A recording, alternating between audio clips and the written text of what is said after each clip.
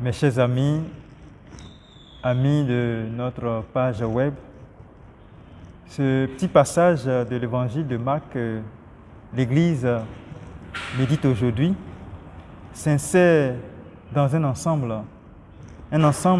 appelé les polémiques. Et comme le nom l'indique, on y rencontre des échanges, des discussions assez tendues entre Jésus et ses interlocuteurs. En effet, tout se passe à Jérusalem et nous sommes presque à la fin du ministère public de Jésus. Jésus montait à Jérusalem en partant de la Galilée. Et alors, le niveau de ces échanges, ces discussions et ces débats vont devenir de plus en plus pointus. À Jérusalem, il rencontre d'abord un gratin de la loi juive, un maître qui prêchait lui aussi dans le temple. C'est alors que lui sont adressées des questions assez cruciales, des questions qui portent essentiellement sur 3 problèmes d'envergure. Le premier de ces problèmes, sans doute, vous le connaissez bien. Il s'agit de la question de l'impôt dû à l'empereur César. En effet, à cette époque-là, les Romains occupaient tout le pays. Et donc, comme l'impôt était demandé par l'occupant au peuple, avec une très grande oppression militaire, on vient alors demander à Jésus. On vient lui demander s'il fallait payer l'impôt à César. En d'autres termes, quelles attitudes le peuple opprimé devrait-il adopter vis-à-vis de l'occupant?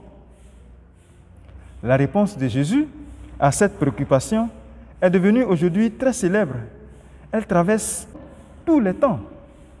Rendez à César ce qui est à César et rendez à Dieu ce qui est à Dieu. C'est ainsi que le déclarait Jésus. En termes plus clairs, Jésus le laisse entendre et cela est une réponse très avisée. Face au monde et plus particulièrement pour nous aujourd'hui, nouveau peuple de Dieu et disciples à la suite du Christ, nous avons en réalité à remplir nos obligations. S'il y a un impôt qui est dû, il faut simplement le payer. Si nous autres, nous devons nous acquitter de notre denier des cultes, il faut le faire. Voilà la première polémique qui est dressée dans les pages de l'Évangile. La seconde, elle, va se résumer à une autre question. La question de la résurrection des morts. Elle a été posée par des Sadducéens qui sont venus à Jésus comme une équation à résoudre. Les Sadducéens posaient cette difficulté à Jésus parce qu'ils ne reconnaissaient que l'autorité des 5 livres des Écritures. Ils refusaient en bloc les nouvelles traditions sur lesquelles reposait la doctrine des pharisiens, d'où leur question au maître, leur question à Jésus. En effet, il s'agissait de 7 frères ayant épousé une même femme. Ils étaient tous morts l'un après l'autre sans avoir laissé de descendance.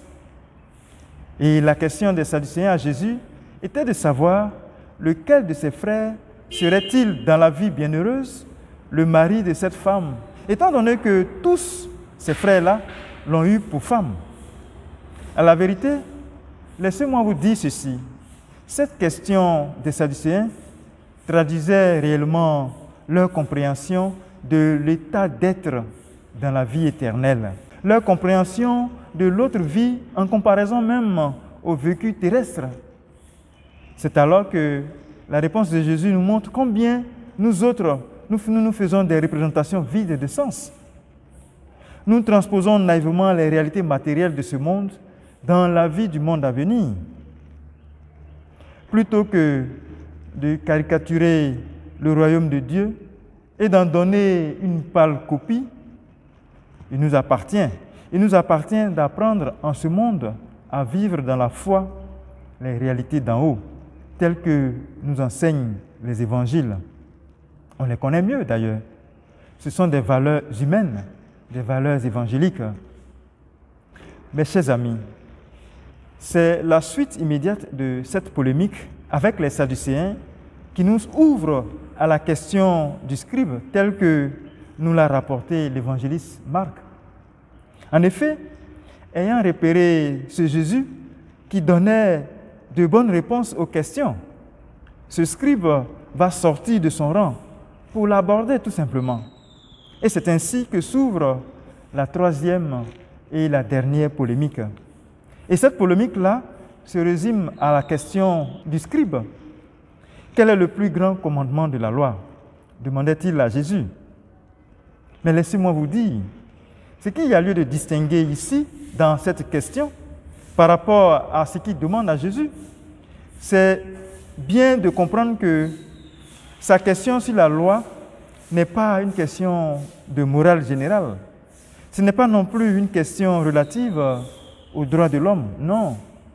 C'est plutôt une interrogation sur l'interprétation même de la loi mosaïque, telle que Dieu l'avait donnée à son prophète.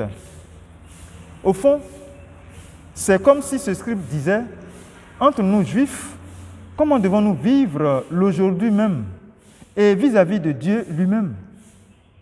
La réponse de Jésus se veut assez subtile. Le premier commandement, c'est « Écoute Israël, tu aimeras le Seigneur ton Dieu de tout ton cœur, de toute ton âme, de tout ton esprit, de toute ta force. » Non sans être convaincu, le scribe va encore demander le tout premier commandement parmi ceux que Jésus a énoncés. Quel est le premier de tous les commandements? Demandait-il. Mes chers amis, tel que saint Marc nous rapporte la réponse de Jésus en disant « Et le second lui est semblable », Jésus résout toutes les ambiguïtés existantes dans l'esprit même de ce scribe. Et celui-ci de comprendre toute l'intelligence de la loi à intégrer, la loi à vivre. Je crois que nous autres aujourd'hui, fidèles du Christ, disciples de Jésus, nous pouvons comprendre aussi, comme ce scribe, toute l'intelligence de la réponse de Jésus. Fort bien, maître, tu as raison de dire que Dieu est l'unique et qu'il n'y en a pas d'autre que lui. L'aimer de tout son cœur, de toute son intelligence, de toute sa force, et aimer son prochain comme soi-même vaut mieux que toutes les offrandes et tous les sacrifices. C'est vraiment l'amour de Dieu et du prochain qui donne de l'être à notre existence en ce monde désabusé. C'est l'amour de Dieu et du prochain qui donne de l'être à notre existence. Comme à ce scribe, Jésus nous présente en ce jour la loi de Dieu à vivre en communauté. Il nous est donné à tous d'assembler ces deux lois. L'amour vrai apporté à Dieu comme créateur et celui à manifester aux autres qui sont à l'image même de Dieu. Laissez-moi vous dire, on n'y gagne vraiment rien quand notre vie est faite de mépris des autres et de calomnie. On n'y gagne rien. On n'y gagne rien quand notre vie est faite de dénigrement et de critiques négatives. Bien au contraire, on ne vit que de souffrance morale, souffrance qui nous rend moins gais, souffrance qui nous éloigne des grâces et des bienfaits de Dieu. Quand bien même que le Christ ne nous dit pas clairement comment faut-il vivre la loi du commandement, il nous convainc tout de même des données en faisant montre de deux choses qui sont indissociables, l'amour de Dieu et l'amour du prochain. Comme une double exigence pour nous, ces deux éléments doivent se réunir en l'homme. Et le scribe qui vivait au milieu de ses frères ne devrait avoir que de l'amour de Dieu en son cœur. Et pourtant, l'amour de Dieu va toujours avec l'amour de ses frères. Jésus n'est pas venu abolir la loi, mais il est venu pour nous la donner. Il est venu pour nous la donner d'une façon nouvelle. Et nous tous, nous avons à nous conformer. La liberté chrétienne ne signifie pas vivre hors la loi.